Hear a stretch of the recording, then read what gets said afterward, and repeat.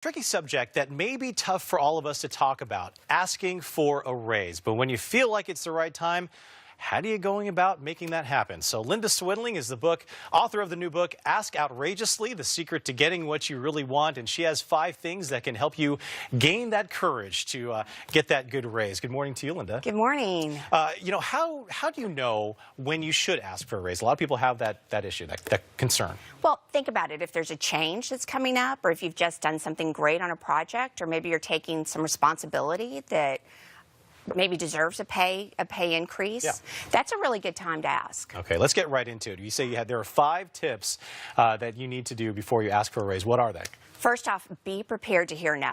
You might hear no. Yeah. And just know that it's coming and know what you're going to say, which is, I just heard you say no. Oh, can you tell me about that? Yeah. Right. And then the second step here? The second is really know your strategy. So you want to say, I heard you say no, and what is it that I would need to do to earn a raise, a promotion? What are you seeing that I need to have happen? Okay, number 3 here? Number 3 would be looking forward and, assessing first what is it that you bring to the organization? What is it that you're adding to their bottom line, profit? And then the next one would be, really looking forward. What am I going to be able to help you do in the future? Yeah. Because you want to build on your past. Right. And then that last one is the big one. Ask. I mean, the odds are in your favor. Right. A little over half of the people who ask get it, but you can't get it based on the past. I've been here 5 years. You want to say, I've been here 5 years, I've done these things, this is what I'm going to do moving forward. Let's go back here. Let's talk about if you do hear no, what should you do then? You panic? Yeah, no. Right? Again, you say, oh, no. Yeah, and that's what a lot of people do. Yeah. Well, I guess it's no.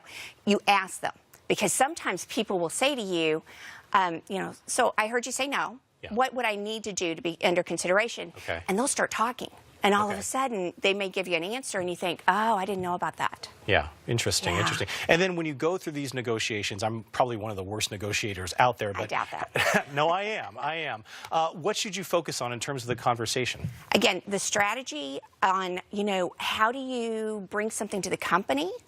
And what's in it for them to give you a raise? Well, it might be if you're in a competitive environment. Perhaps it's to, keep you there. Yeah. Maybe it's to encourage you. Maybe it's to motivate you. Another strategy for you that might help you is if you are hesitant to ask for yourself, one thing you can do is think, who else am I going to benefit? Yeah. Well, I'm going to benefit the people I'm going to work with, but I also may benefit my family or my friends. Yeah. There's something else in there. How much does body language go into it?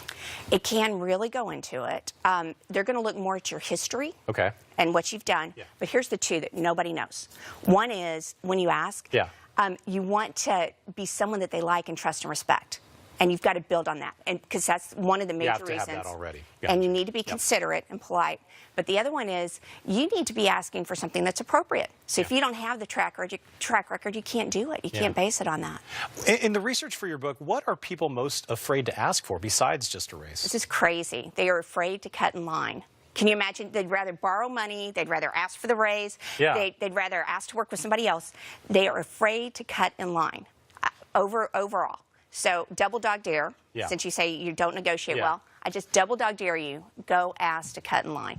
Cut in line. Cut in line. Sir, can I get in front of you? I see that you have 2 buggies full of stuff. Can I just have a stick of gum? I just have a pack of gum. Why? Because you just picked it up to try this. Yeah, interesting. Yeah. Interesting. Yeah. All right, any final things that people should know about, Yeah, get into the practice so you're not just so scared when you go in for that interview.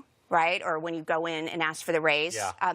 You want to go ahead and practice at flea markets or go to garage sales or yard sales, and start practicing. And if you're really nervous, go to somebody else's neighborhood. Yeah. Right?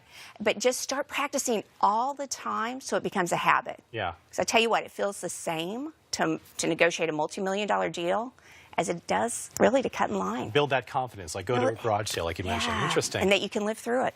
Right. So ask outrageously. There you go. And Linda's book, by the way, is Ask Outrageously, The Secret to Getting What You Really Want. You could also visit askoutrageously.com. Thanks, Linda. I feel more confident. You ready to go? Okay, get out. I think so. I'll be going downstairs pretty soon. All right, well, still ahead.